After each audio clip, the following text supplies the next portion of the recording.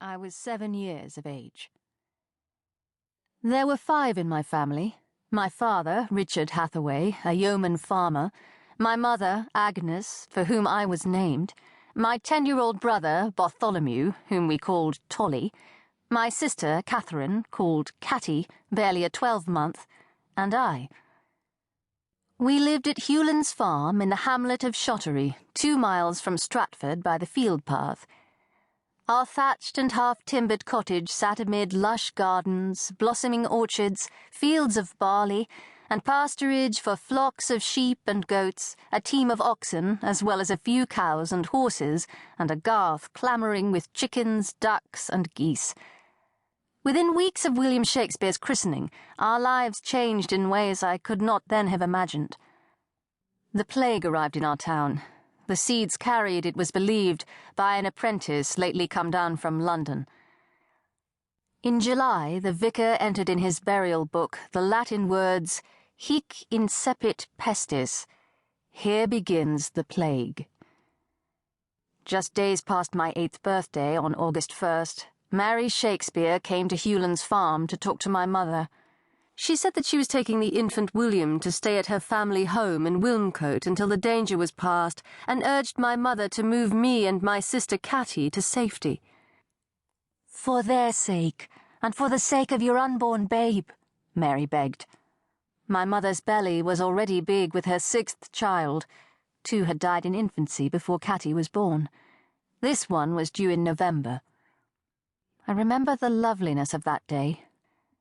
Warm sunshine and a gentle breeze teased the delicate blue flowers of the flax field as the 2 women walked together in my mother's herb garden, Mary pleading, my mother making an effort to be cheerful.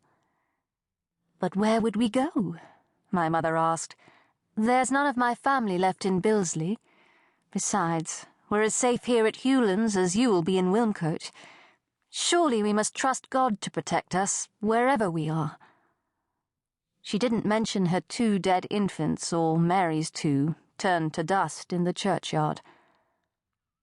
The friends embraced and kissed each other, and Mary Shakespeare took up her swaddled infant William, whom I'd been holding as they talked.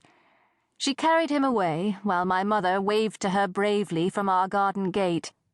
I clutched her hand and wept, fearful that my mother was wrong, that we were not safe. The death knell continued to toll. Fires were built in the streets to drive away the pestilence, and we carried flowers and sweet herbs in our pockets to protect ourselves from bad odours that carried the disease. Yet despite the danger, the law required everyone to be present at church each Sunday. Obediently, we took our accustomed places and listened as Vicar Bretchgirdle exhorted us from the pulpit to rid ourselves of the sin that he believed to be at the root of the plague.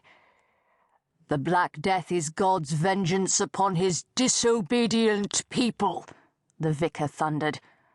My parents glanced fearfully round the church, remarking the number of empty seats, wondering who among us might be carrying the seeds that could infect us, and who might next be struck down. Later, at our Sabbath meal, my father and mother spoke of those absent, among them our nearest neighbours, Fulk and Martha Sandals, and their daughter, Emma, who was my closest friend. Emma and I were nearly the same age. Fulk and Martha had stood as godparents at my christening, my parents at hers. Often we walked together to Holy Trinity and home again after the worship.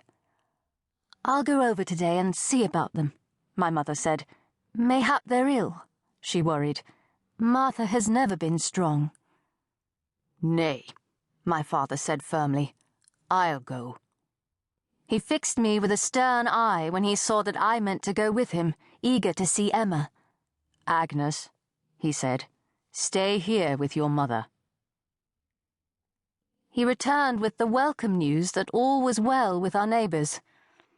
"Fulk says he'll keep his family at home, away from the pestilence, regardless of the law. He says he'll pay the fine if it comes to that." "Mayhap he's right," my mother suggested. But the next Sunday we attended church as usual. There was no harvest festival that year.